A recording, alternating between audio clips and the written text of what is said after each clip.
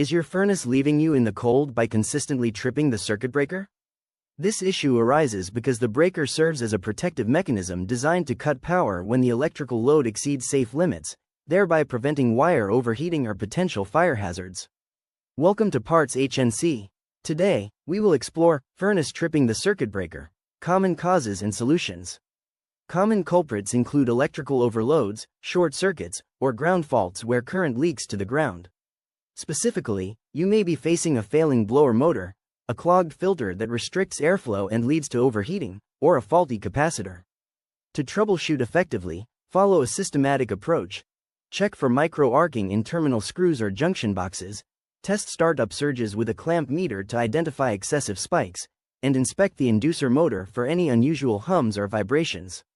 It is also crucial to evaluate limit switches for erratic operation and monitor the timing of components such as the igniter and gas valve to ensure they are functioning in sync.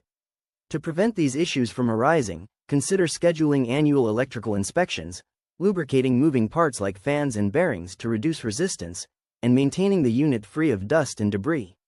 If you detect metallic odors, experience erratic blower speeds, or notice persistent trips during freezing mornings when the motor is under strain, it is advisable to contact a professional technician to ensure your home remains safe.